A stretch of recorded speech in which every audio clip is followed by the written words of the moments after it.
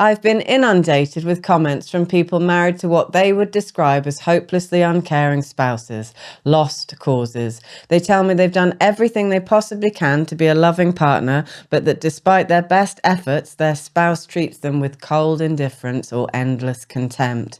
Their needs go unmet, in many cases for years on end, and any attempt to discuss the relationship is met with ambivalence, excuses, or hostility.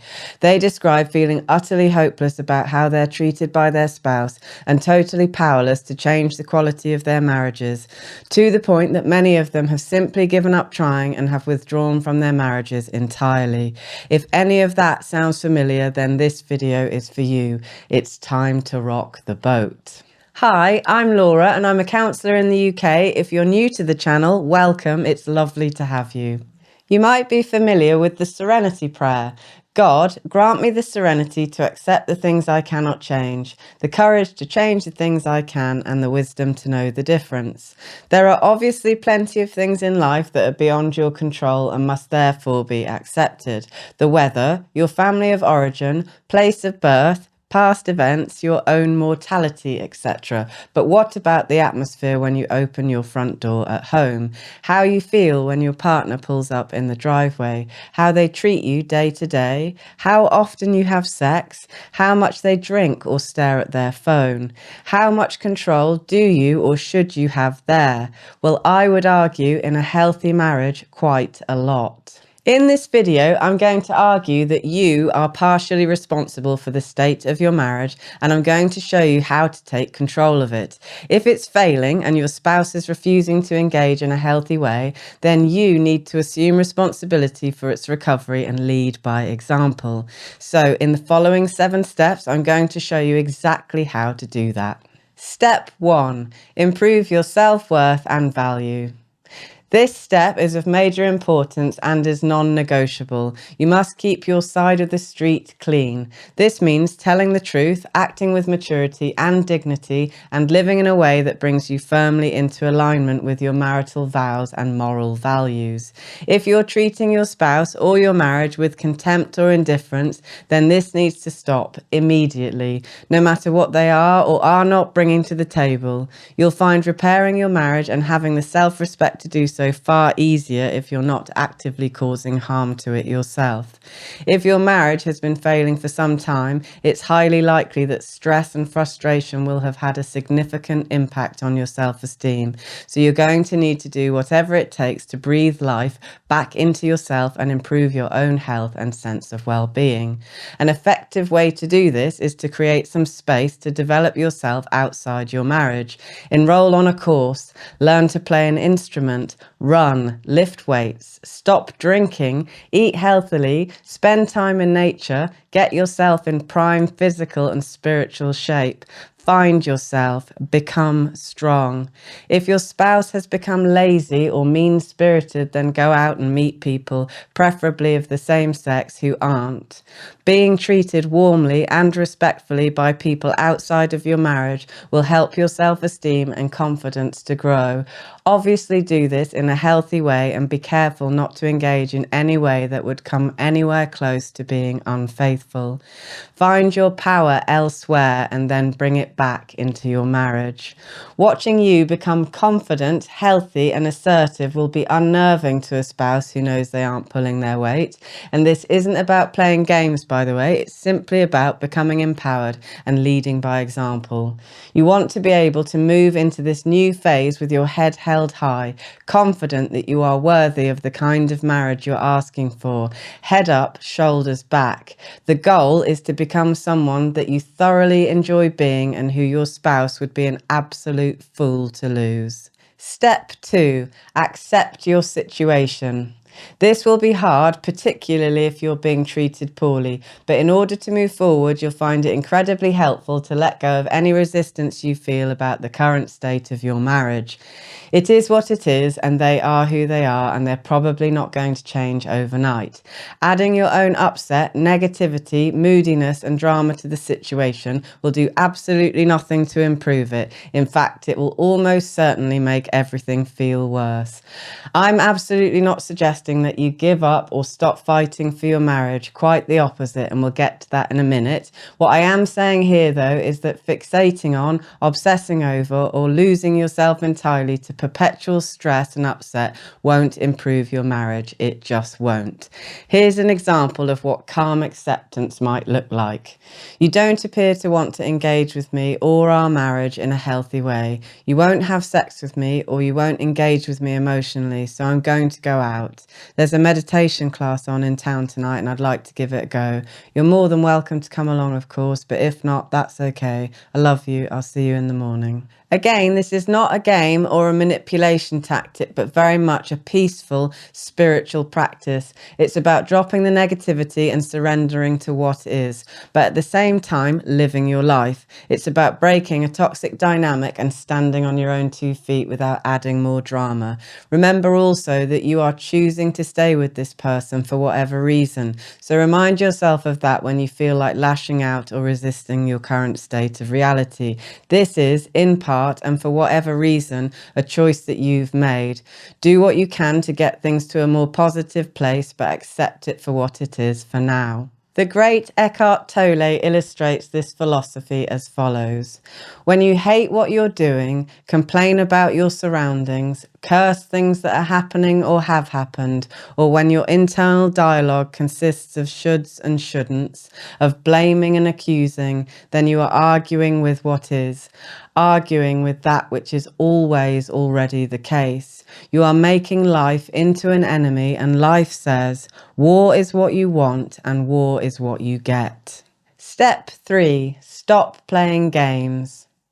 Once you've made a start at working on your self-value and have developed a healthy level of acceptance of your situation, however dire, the next step is to get brutally honest about the problems within your marriage and to react to them appropriately. This means you're going to have to stop pretending that everything's okay and stop avoiding talking about the reality of your relationship. It's time to come out of hiding and speak up if you've been avoiding dealing with your marital problems for some time. You're also going to have to stop resorting to any unhealthy tactics that you're guilty of using to try to get your own way or to express displeasure. So this means no more silent treatment, no more sulking, no more passive aggression, or any other forms of covert manipulation. You're going to have to learn to address issues directly using clear, honest, and open communication. If you're unhappy, frustrated, suffering, or disappointed, then speak up. Be clear, truthful, and direct, but remain as calm as you possibly can. We're going for assertive here, not aggressive or domineering. I know this is far easier said than done, particularly if your partner is reactive or if you're prone to emotional flooding during difficult conversations. So if you need to, politely excuse yourself from the conversation if it goes off the rails, or you feel overwhelmed by negative emotion, and return calmly as soon as you're able. This is a skill that does become easier with practice. Step 4. Deal with your fear. Many people avoid tough conversations with their spouse because they feel hopeless or are afraid of conflict. So, assuming your partner's not physically abusive, which is not what we're talking about here, then you're going to have to work out exactly why you're so frightened or so avoidant. Are you a people pleaser? Are you too agreeable? Do you tolerate far too much? Do you have low self-esteem, or are you unconsciously living out a pattern of relationships that you witnessed as a child? These are all things that you'll need to address if you want to resolve the situation. If you complain about your needs not being met, presumably they're not going to threaten you with a gun. They might roll their eyes, shift blame back onto you, give you the silent treatment, or try to shame you. But so what? Those are all tactics to avoid engaging or taking responsibility, and they say more about them than you. So work on becoming more courageous, less despairing, and less afraid. Speak up, say the things you find difficult to say, and learn to tolerate the discomfort of their reaction. Say to yourself, I'm okay, I can handle this. If you've slipped into a state of hopelessness and despair, or if you believe your marriage is doomed, then you're probably unwittingly contributing to its downward spiral. Try to develop a more positive attitude and have some faith in the process and in your marriage. It might be failing, but it hasn't yet failed, as you're still there and so is your partner. Just because your words might have fallen on deaf ears in the past, it doesn't mean they always will. Try to see this as a new chapter in your marriage and act as if there's a firm but fair new kick-ass sheriff in town. Have some confidence. Marriage is hard and sometimes you have to employ some tough love. Also, try to remember you're doing all this essentially because you want your marriage to improve. Your intentions are good, so trust yourself and be kind to yourself. Step 5. Set boundaries. Be explicit about the behavior you're no longer willing to tolerate. You're a human being with one life who deserves to be treated with respect and dignity, even though you're not perfect. Nobody is. Assess the nature of your relationship dynamic and call out any hint of emotional abuse where you see it. In case you're not quite sure what constitutes emotional abuse, here are just a few common examples. Shaming, ridiculing, dismissing, constant criticism, name-calling, withdrawing affection, financial control, behaving erratically, walking on eggshells, gaslighting, stonewalling. Challenge any unhealthy or dysfunctional behavior immediately and ask for specific explanations as to why they're behaving towards you in that way. If you see it, name it and make it clear you're no longer going to tolerate it. Step 6. Be consistent and persistent. All marriages require hard work and continued effort, even in the best of times. So if your marriage is in a particularly bad place, then you must be prepared to communicate your desire for change persistently and consistently, despite any resistance. This must become your new modus operandi.